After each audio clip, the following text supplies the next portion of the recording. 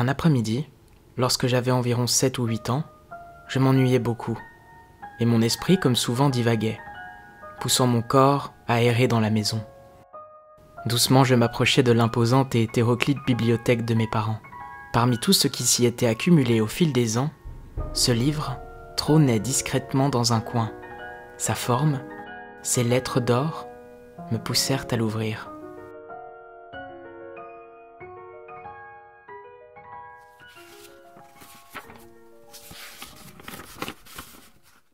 Ça, c'est sûrement le livre le plus important que j'ai lu quand j'étais enfant. Et même encore aujourd'hui, je le considère comme un des livres les plus importants pour moi. Cet atlas appartenait à mon grand-père. Il a été édité en 1970 par le Reader's Digest, et il est tombé dans l'oubli, dans la bibliothèque de mes parents, comme beaucoup d'autres choses qui tombent dans l'oubli au fil des années. L'usage que j'allais en tirer, pendant toute mon enfance, allait lui redonner ses lettres de noblesse. Qu'est-ce qui différencie la passion de la fascination ? Est-ce que ces deux concepts vont ensemble ? Moi, je me souviens que j'ai d'abord été fasciné avant d'être passionné par la cartographie. Pour être passionné par une chose, cela nécessite de la comprendre. Alors que pour être fasciné, il suffit d'observer. C'est la première étape et c'est la plus belle quand on aborde pour la première fois quelque chose. Un objet, un concept, une personne ou une carte. Mais qu'est-ce qu'un atlas ? Plus largement, qu'est-ce qu'une carte ? À différentes échelles, elles peuvent servir à différentes utilisations. Il existe plusieurs types de cartes. Chaque type met en avant un aspect de cet espace. Depuis que l'homme sait écrire, il a toujours traduit son monde extérieur grâce à des cartes. La plus vieille que l'on puisse dater est une cartographie de l'époque sumérienne, d'il y a environ 2500 ans avant notre ère. À mesure que l'homme découvrait son monde, il l'a cartographié. Et avec l'imprimerie, vinrent les premiers recueils de cartes. Le premier atlas a été créé en 1585 par le géographe flamand Mercator, donnant son nom à cette célèbre projection du monde. L'enfant que j'étais a d'abord été fasciné par les formes et les couleurs des cartes à l'intérieur de l'atlas, par la vue satellitaire du cœur de New York qui couvre la page de garde. Puis on entre dans le vif du sujet. Le livre sent la poussière, mais c'est ce qui lui rajoute son âme. La première carte, la France, en marron, verte et bleu. On repère vite la mer, on s'amuse à suivre les rivières, à trouver les villes, à filer du doigt les routes aux traits rouges. Mais où suis-je, moi ? Je retrouve la ville de mon enfance. Mon village, lui, n'est pas là. Alors c'est que je n'existe pas. Trop petit, pas assez signifiant pour être cartographié. Pourtant j'y suis bien là, en train de survoler le monde. Le monde ? Plutôt un monde.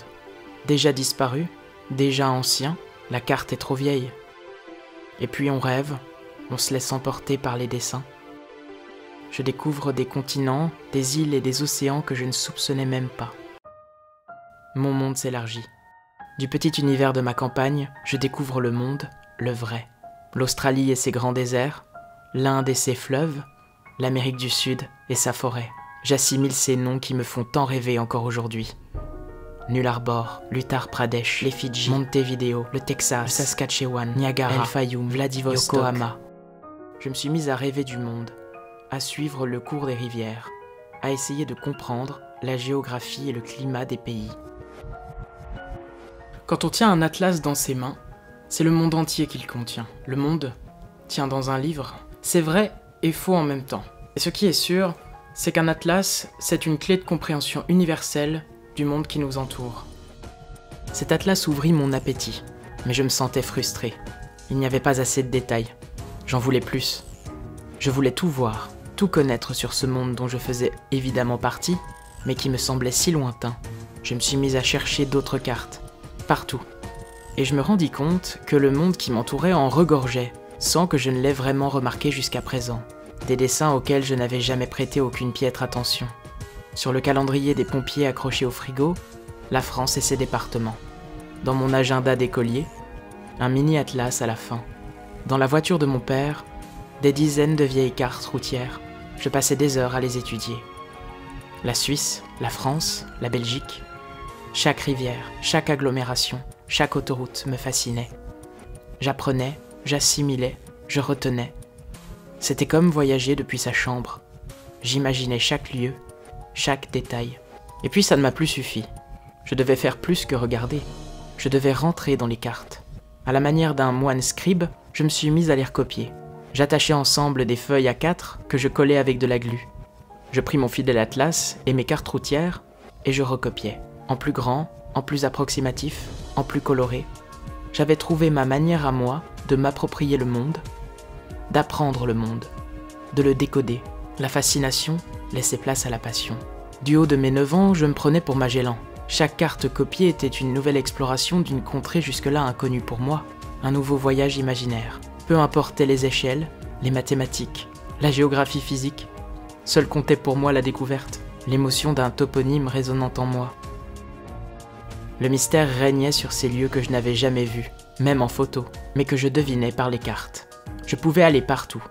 Dessiner les cartes me permettait de m'approprier le monde et de le réduire à son état de finitude. Ce que l'on peut cerner, dessiner, retenir, ne peut plus nous nuire, nous submerger.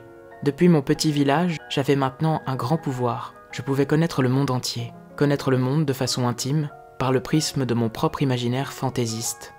L'extérieur ne me faisait plus peur. De manière automatique, dès que je me trouvais face à un moment d'ennui, quand j'étais à l'école ou ailleurs, mes mains se lançaient toutes seules à la conquête de mes pays préférés, dont le trait de côte, les réseaux de rivières, les frontières, les villes, finissaient par me venir de mémoire. À l'âge de 11 ans, je suis allé pour la première fois à Paris, et j'ai pris le métro. Une autre fascination, pour les trains et les villes, venait de prendre racine en moi, alors que ma passion pour les cartes grandissait encore avec l'apparition d'une nouvelle branche. Les plans de métro. J'ai commencé à les collectionner. Les couleurs, les traits, les lettres et les numéros me fascinaient au plus haut point. Les plans de transport me servaient de porte d'entrée à la compréhension globale de la géographie des villes, des mouvements qui les traversaient de toutes parts et qui étaient clairement visibles sur ces cartes. Je parcourais les cartes et collectionnais les villes. Paris, Londres, New York, Le Caire, Tokyo. À nouveau, je commençais à les reproduire sur papier. D'abord avec un modèle, puis de mémoire. Aujourd'hui encore, certains réseaux me viennent machinalement de tête. Un jour, on m'offrit mon premier portable. Puis après, mon premier ordinateur. Ça a été une révolution. Je lâchais les cartes et découvris Google Earth et Google Maps. J'avais l'atlas le plus précis et infini du monde dans ma poche. Je mis mon atlas de côté et commençais à remonter les fleuves du monde dans de grandes explorations en images satellitaires. Je visitais les villes avec Street View. Les possibilités étaient infinies et enthousiasmantes de diversité. En grandissant, j'ai développé d'autres passions, d'autres intérêts. Mais les cartes étaient toujours là quelque part, jamais très loin. J'ai découvert le dessin et l'art en général, et il m'est arrivé, une fois adulte, de me lancer dans des projets artistiques de cartographie. En ouvrant la porte de mon imaginaire, l'atlas ne s'est jamais arrêté. Je trouvais la paix dans le détail. Dessiner toutes ces petites cases, tous ces petits traits, me permettait de m'évader un instant, et surtout, de faire la paix en moi-même. Dans l'idée, il s'agit d'une sorte de méditation. La fascination et la passion vont donc bel et bien ensemble. Dans mon cas, l'un est arrivé avant l'autre. J'ai d'abord été fasciné, puis ensuite, je me suis passionné pour la chose qui m'a fasciné. En ouvrant cet atlas, j'ai ouvert une boîte de Pandore et j'ai trouvé ma manière de voir le monde. Finalement, cartographier les choses est une technique comme une autre pour désarmer les peurs que l'univers peut nous inspirer et transformer un monde extérieur menaçant, inconnu et immense, en un terrain de jeu infini et fertile pour l'imaginaire. La peur se mue en curiosité, et alors plus rien ne peut vous arrêter. Ce livre a agi sur moi comme une clé de compréhension d'un monde qui ne cessera jamais de me fasciner. Aujourd'hui, je crois que j'ai atteint l'étape ultime de cette passion.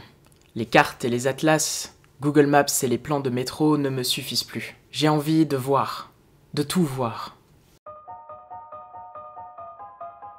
Dès que je le peux, je voyage, et je vais explorer physiquement ces lieux qui m'ont tant fasciné par les cartes. Et c'est fou, comme on ressent une excitation presque similaire à celle de la vision d'une idole, quand on peut enfin fouler le sol des cartes et des atlas qui nous ont tant fascinés. Les cartes vivent encore dans mon esprit, et elles nourrissent mon imaginaire, tout comme elles ont nourri ma soif d'aventure et de connaissances pendant toute mon enfance. Et malgré tout ce qui peut arriver, je sais que je ne laisserai jamais mon atlas bien loin. Ce n'est qu'un début, la passion ne s'arrête jamais, elle ne fait que grandir.